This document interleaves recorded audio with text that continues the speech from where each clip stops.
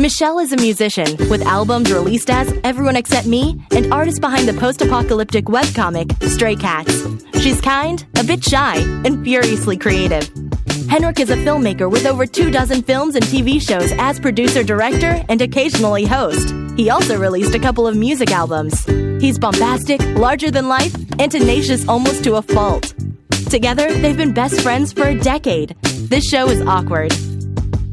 So a real question that I think everybody is actually wondering during these uncertain times is, how is your cat handling it? You know, you ask that like my life is different. It's so weird. Everyone's just like, oh, I'm all confused and my life is upended. And I'm like, I'm just going to go to work. Actually, I don't think she likes it because I used to come home for lunch and I can't anymore because I'm not working as close by. So I feel really bad. That's not nice of you. Yeah, I really want to see her at lunchtime. So I feel really bad. My dogs are eating it up. Because I was always around a lot, but I'm around a lot. Mm-hmm. And they're just eating it up. They just I'm probably gonna walk them today because it's like really sunny out. That's nice. It's raining here. Oh, well, that's what it did here yesterday. So. Oh, right. And it's gonna be sunny out tomorrow. There we go. Yeah, see? Yeah. So I had this cockamamie idea, and like all of my cockamamie ideas, Michelle went along with it without any resistance whatsoever. And my idea was, so I want to preface this. One of the reasons I came up with this idea is because when I first met you, Michelle, you the fearful sound you just made. When I first met you, it's hard to describe you to people who haven't met you. That's okay. You don't have to.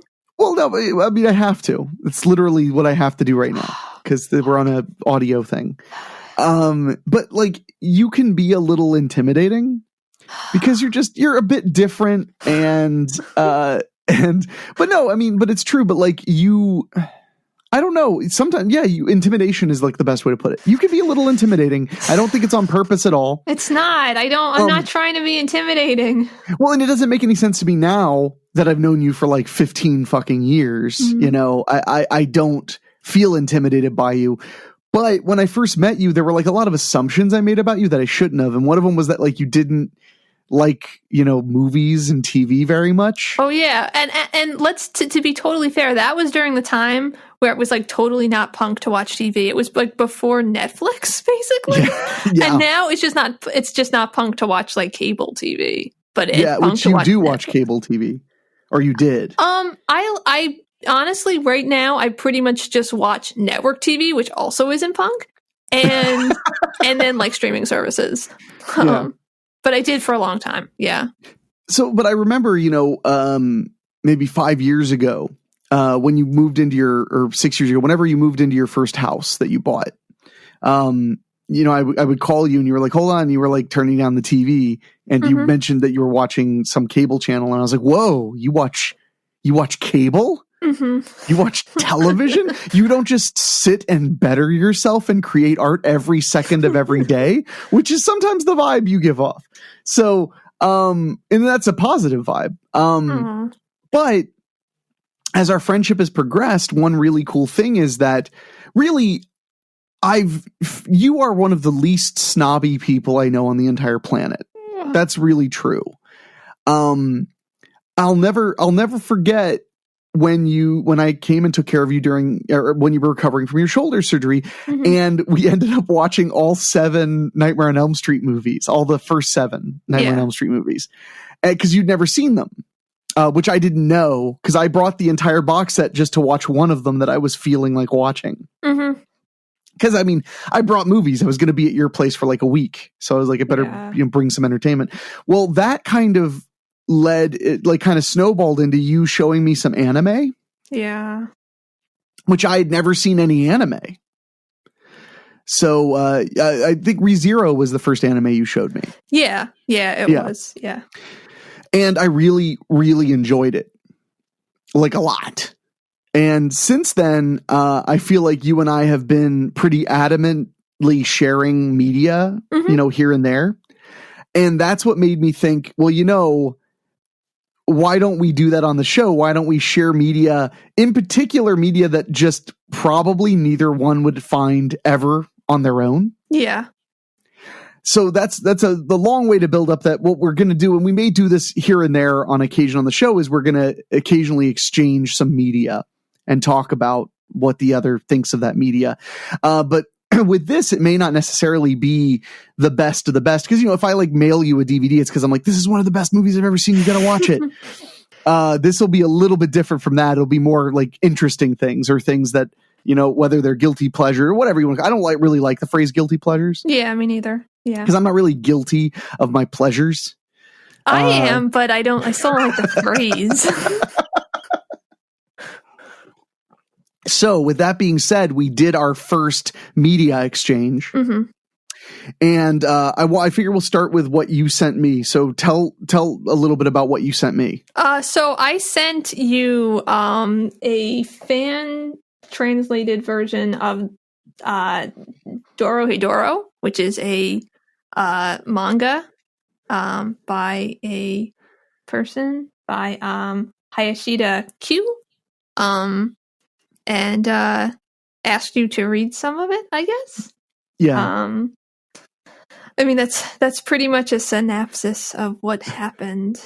A synopsis? Yes. I don't know. So it's Dorohedoro, right? Dorohedoro. It's like Dorohedoro. Dorohedoro. Those are the characters. Dorohedoro. Yeah. So, because I will admit, one of my biggest struggles with it is just remembering the names, because the Japanese names are not in any way common to me. Mm-hmm. So they take a lot longer to kind of click into my brain. Yeah. I read, I think I read 5 chapters. Okay. So that puts you, let's see. I don't know. You're checking your notes. I like it. Yeah, I'm just trying to see where chapter 5 starts. Okay. So I see where you are then. All right. Yeah. And my first impression is I did enjoy it. I'm glad I had a primer of watching some anime. Mm-hmm. Well, no, because it's different. And one of the things that made me like anime when you started showing it to me was I was really impressed by the sense of humor. Mm-hmm. It translated pardon the pun, translated very well for me. And with Dorohedoro, Dorohedoro. That was right. That was right both times. Okay, good. But with that one, it's wacky as hell. Yeah. Yeah. I mean, this main character, he's got a lizard head. Yeah.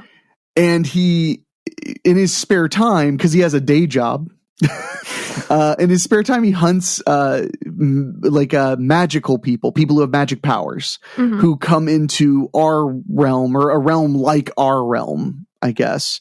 I'm still getting a grasp for the world. Yeah. But they call it the Whole.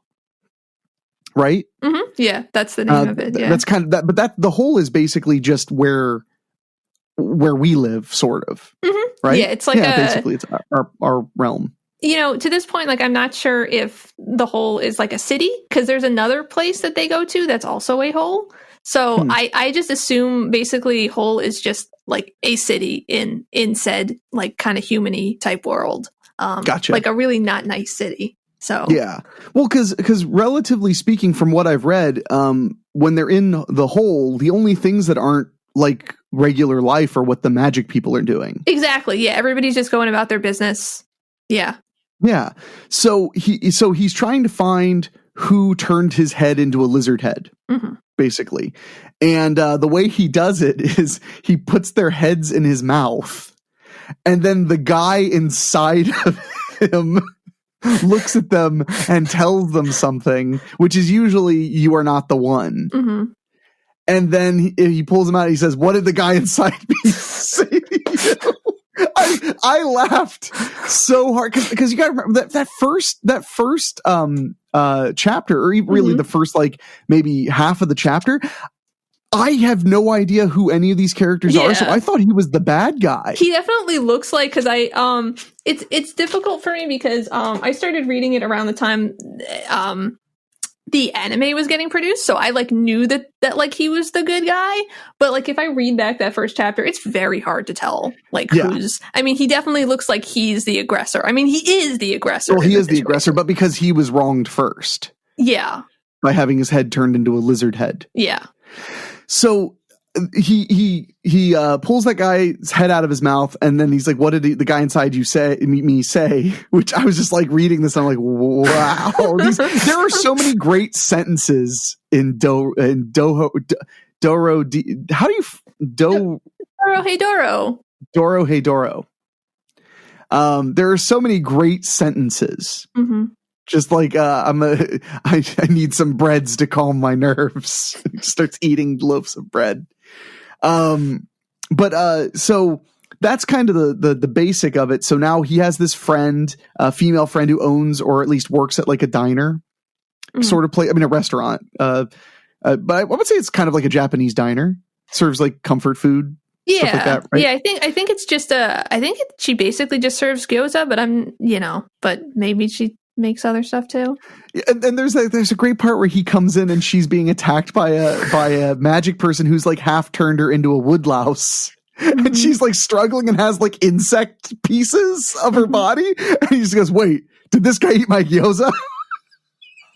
And I like actually had to stop because I was laughing so hard. It just okay, wait, did he eat my gyoza? Oh, I'm glad you thought it was funny. Oh, it's really funny. Well, but also it makes more sense because the more you read it, you find out that like, oh, well, the reason he wasn't freaking out, so he's impervious to magic, which makes him a phenomenal killer of magic people. Yes. But there's this whole so the reason he doesn't freak out is that he knows that once he kills the person who cast the spell, she'll go back to normal. Mm-hmm. That's why he doesn't freak out. But when I first read it, I'm just like, this seems awfully serious. He's really worried about the gyoza. And one thing I've really noticed from a lot of the Japanese stuff that you've helped me consume is they have a lot to do with food. Oh yeah. Well, I think also like I just like no, in general they do, but I also like ones that have to do with food like a lot. So yeah, it's just funny like how it's like there's a lot of that going on. Also, the friendship between the lizard man and his female friend is really sweet. Mm-hmm. Yeah. There's that whole part where she fell sick. Yeah. She was ill in bed, and he goes to work and he does some other stuff, and he stops by to drop off the bento box that she gave him for his lunch. And when he drops it off, he just seems, she doesn't seem to be feeling better. So he like leaves with like kind of his head down because they usually hang out. Mm-hmm. And then she invites him in for dinner and he's like he perks up and gets really excited. Yeah. There's also a lot of interesting stuff because he doesn't have his memory. Yeah. Right? Yeah. He doesn't have his memory from before, but he knows that he was cursed. Mm-hmm. So he wants to undo the curse. But there's like that whole part where he's like, I don't even know who the guy inside me is. I mean, like, is that me before I was turned into this? I don't know. Like, yeah. What did the guy inside me say to you? It's so out there. I really did enjoy it though. And I was just starting to get to know the magic character, the one with the weird nose mask thing. Oh, Fujita? I probably, I mean, I struggle with the names. I'm still trying to it's hard for me to remember the names right now. I'm still learning. That's okay. But I'm still seeing him kind of pop up because he seems like he's going to be an interesting part of the story. Because he's basically been sent to do the same thing, if I'm remembering correctly. I mean, he was sent to find the guy who turned him into a lizard head. Right, because this is super weird. And so they have to figure out who put the spell on him because they kind of got to undo the spell so that like he stops just randomly killing people and they can go. Oh damn! I'm sorry. Say that again. So they have to find out who turned him into a lizard so that they can undo the spell and he can stop randomly killing people so they can go and keep experimenting on regular people with their magic. Yeah, and that's the thing. So like the main character, the Lizard Man, works at like a hospital that takes care of people who have been like failed magic experiments. Mm-hmm. Yeah, people have like half of their face is like a insect's face because they failed to turn them all the way into something, which I thought was really a fascinating kind of world building thing. Yeah, it's weird. Yeah. Also, there's the part where he's given the bag with the magic guy's like severed head and guts and stuff in it. So you were in like chapter 5 then. Yeah. Yeah. That was pretty great because he's like, please, he's like begging him to kill him. And he's like, hold on, before I do, like, do you know, he like asking him a question. He's like, could I ask you a question or something? He's like, no, kill me. And he's just like, fair enough. And throws him into a giant incinerator. Mm-hmm. Now, I do want to mention, I have not sat and aside from your comic, I don't really read comics. The only comic book that I know this isn't a comic book, this is different, but it's similar art form. The only comic book I ever read from cover to cover was Godzilla versus Charles Barkley. Wow. I'm not kidding. That was a comic book that existed. It was a novelty comic book, but it was a story about how like Godzilla is destroying a city, and Charles Barkley gets this magic coin that if you flip it, you become giant, and then he fights Godzilla in a one-on-one basketball match. Wow! And I think my mother just like grabbed it off of a newsstand because it had Godzilla on it and thought of me. Mm-hmm. So, but I read it like 3 or 4 times. I mean, it wasn't a very long read.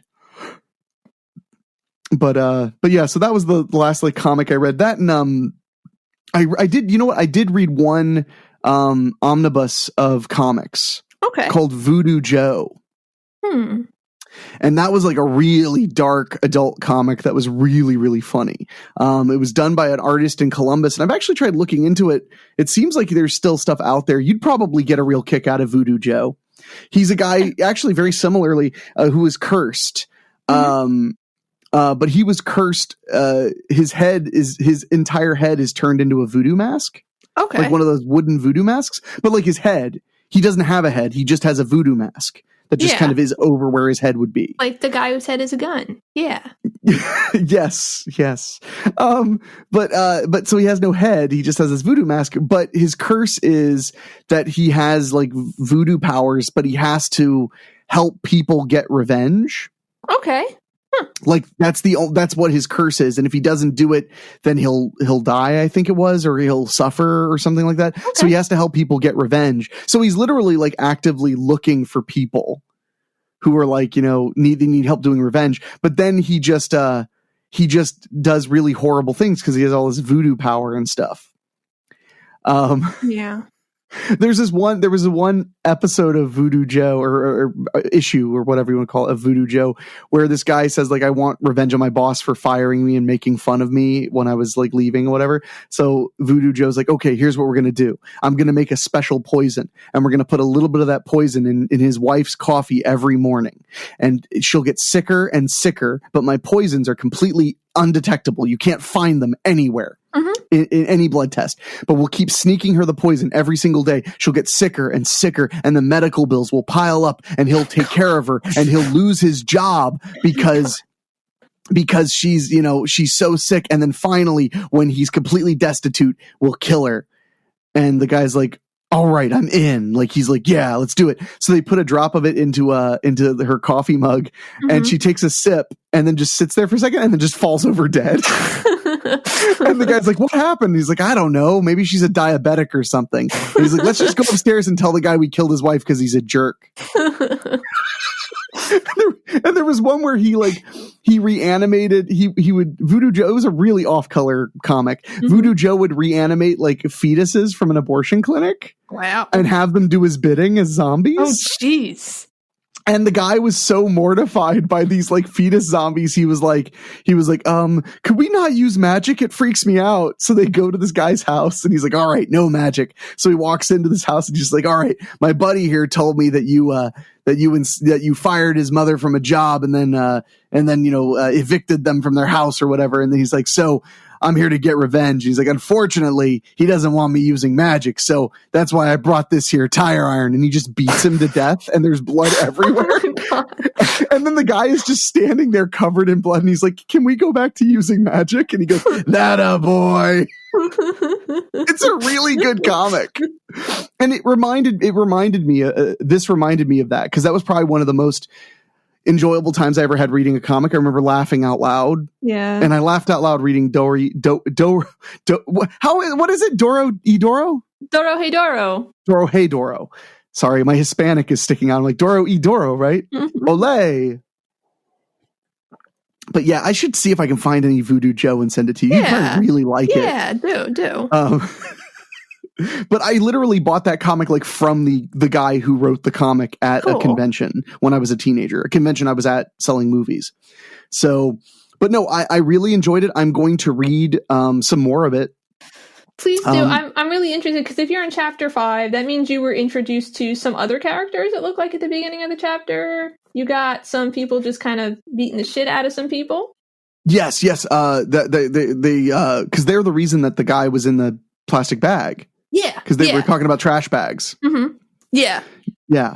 So they're interesting. So I'm just interested to see what you think. And there's something like one of the reasons I sent it to you, besides the fact that like I'm reading it right now and I'm excited, is that like everybody just looks like all the magic users have like masks on, and I'm like, I want a mask. It's the apocalypse. I want a cool mask. So that's why. Well, I'll read more of it. I still have it up on my iPad, so I can read more. All right. But what I was going to say before I forgot and got really sidetracked is that it's really interesting with there's like magic users or sorcerers or whatever the translation thinks it is right now. What's really interesting is like with the art, like seeing all these characters that have like these weird looking heads and costumes, and then eventually they take off their masks and it's like, oh, it's a normal person. I just thought that was cool. And that is why that is how Slipknot influenced this comic. I'm not even kidding. So I'm going to believe you this one time. Okay. So speaking of, so that was Dorohedoro. Yeah. A manga that I read a chunk of, and I'm going to keep reading it. It was really good. I'm glad you liked it. And I ended up in like, so it's the weirdest thing. I complain about having like way too much time, but then like once I have things to do, they pile so quick.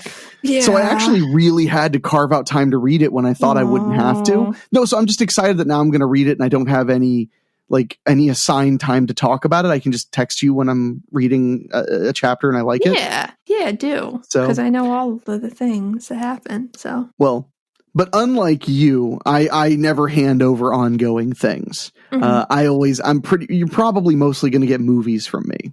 Okay.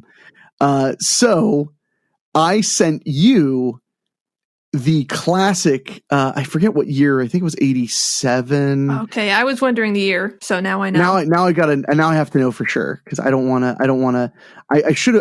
I meant to, again, because I was time crunched, I was going to actually rewatch it. Mm-hmm. Oh man, I was right. 1987's Stripped to Kill, which is produced by Roger Corman. And, gosh, who directed that? Was that Cat Shea? Was it Cat Shea? Yeah. Cat Shea directed it.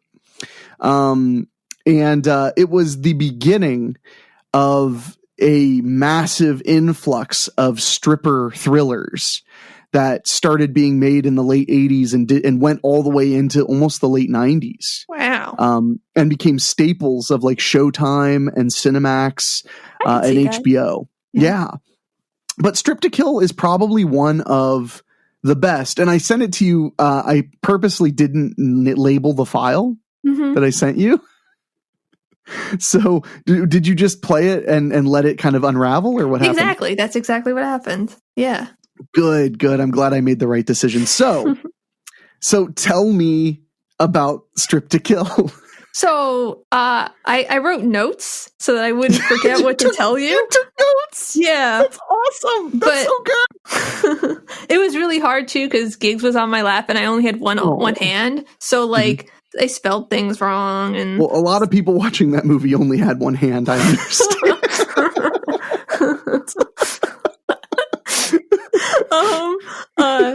But yeah, so it was just this movie about like what I thought was really interesting is it started without like the main characters in it. But it was like this movie about like these strippers and all of a sudden, oh my God, they're getting killed. And then there are these cops, these buddy cops, and they're going to find out who killed the strippers. But the only way they can do that is if the female cop goes undercover.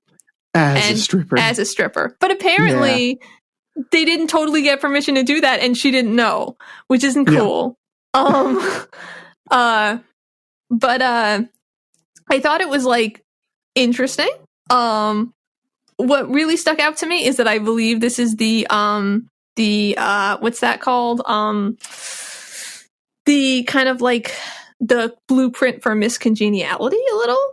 A little bit. Yeah. Because you have this woman who, I mean, as far as I could tell, I mean, they didn't really go into it. It's not like miscongeniality where they're like, she's not very womanly. You have this person who like, you know, isn't dressed up and just looks like a regular person. And then like, she's got to get all made up and strip. And then she like realizes that stripping is kind of like empowering and this kind of stuff.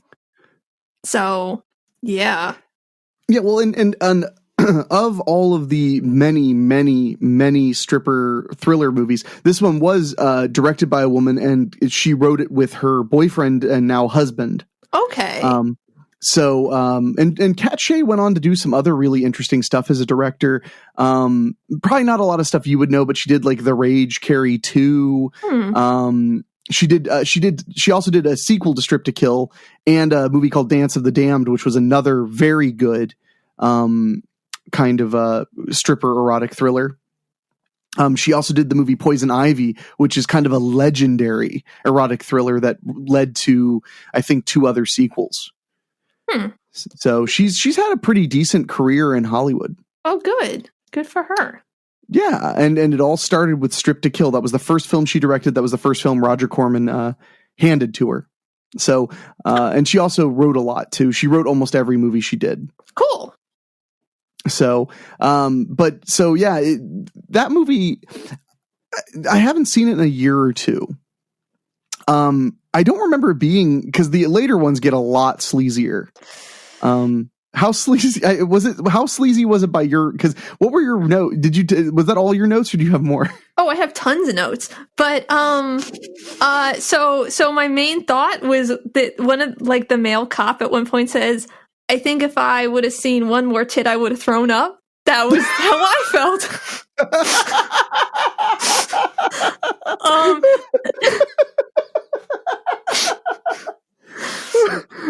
Solid.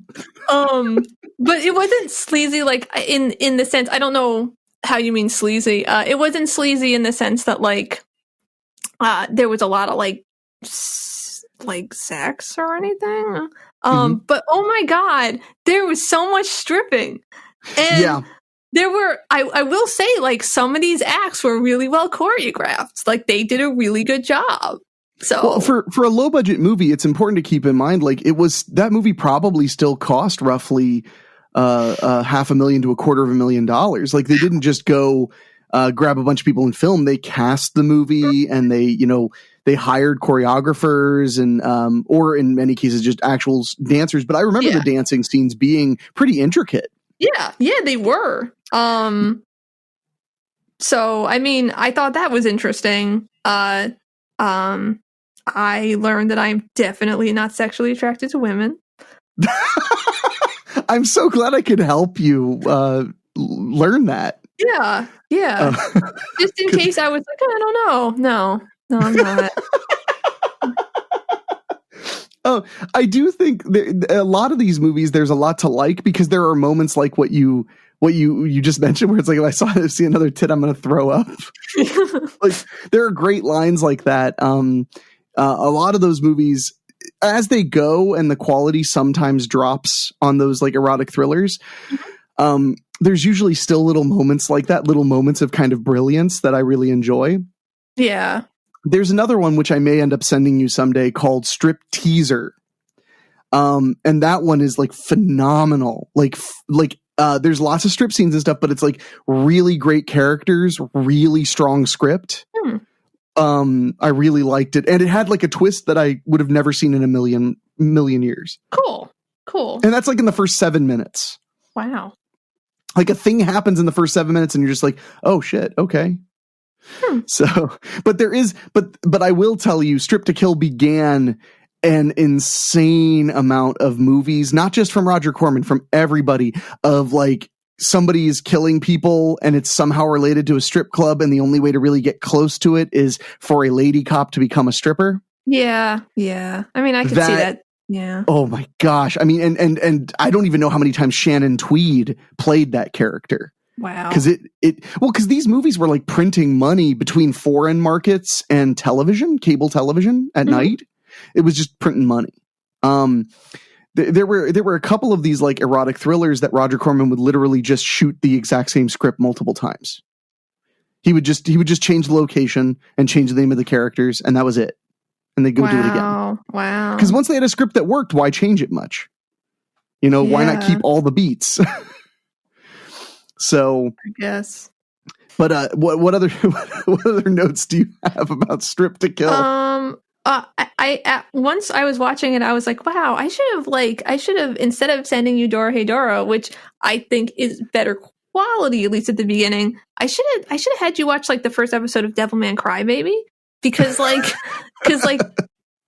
God damn it, really? And then we would have both been on the same page, like, oh, that was a thing. One day I'll do that to you, but maybe not. Maybe I like you. You can do whatever you want, because a lot of the stuff I send you is going to be curveballs like this, because this is the kind of thing that I really don't think you would ever watch unless I insisted. It's because I could send you like Friday the 13th, but you might catch that on cable and decide to watch it. Yeah. Well, yeah. I mean, I kind of felt that way about Dorohedoro too, because like you're probably not going to read manga. No. I sometimes show you anime, and this isn't going to be one of the animes I show you because it is just not it's coming out currently and it's not good enough quality. Like it's not bad and people are really enjoying it, but it's not the same as the manga. So it's not something I'm going to be like, we're going to sit down and watch this. So I figured, Well, and I'm enjoying the manga. But with Strip to Kill, I mean, I can send you the sequel. It is sleazier.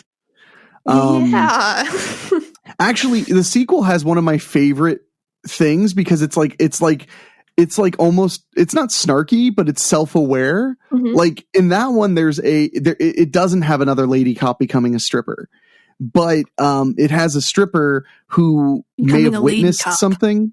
Do what? No, she has to pretend to be a cop. Yeah. But it has a stripper who like has seen some stuff and might be able to lead to the arrest of somebody. And the male cop who's investigating it they fall in love, and they have this like ridiculous love scene in the back alley behind the strip club. Oh God. But the funny thing is that like it's described by the character, by the stripper character who is the lead of the movie. It's described by her as like this like romantic moment. Yeah. And then like a character like that she's describing it to just like finds the condom on the ground. But so it's like making fun of the fact that that's like obviously weird and not really like people, like human. But Strip to Kill is definitely the standout as far as like just production values and good performances. Oh, good. And really long strip scenes, which I'm almost certain Roger Corman made those scenes longer than the original movie. They were so long. Like, why were they so long? I mean, I know, but why? I mean, I know, but why? Also, I thought it was a really good twist, that dude not having a hand. Yeah.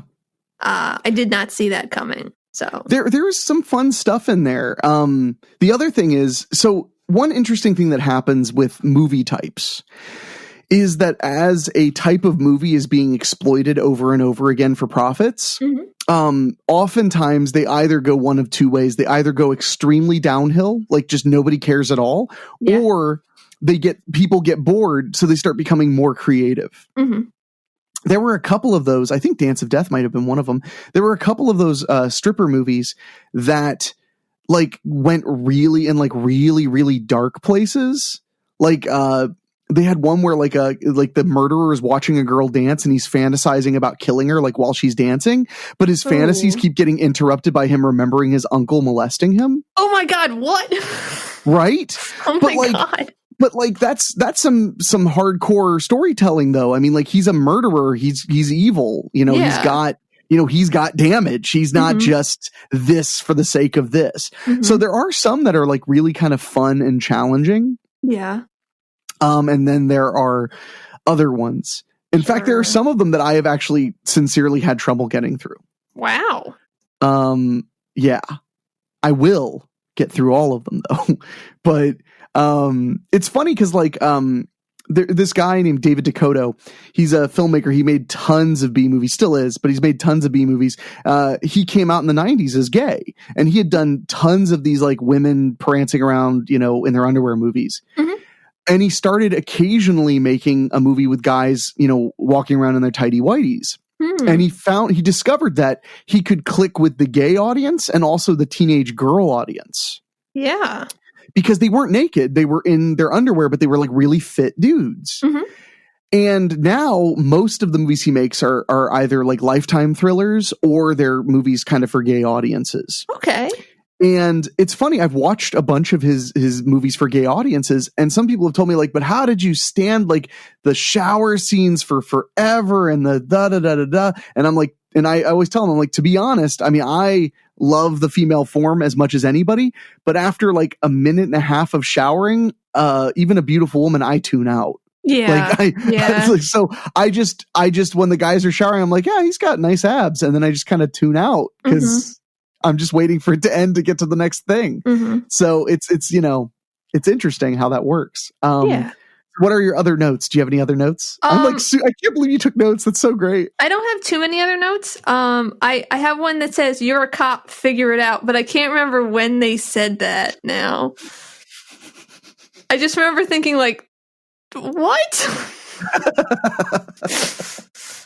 I'm just so glad you watched Strip to Kill. Of course. Oh, also, I don't get why people, when they go on fire, they don't do stop, drop, and roll. I mean, like, I don't think it would have put out the guy that was on fire because it was gasoline.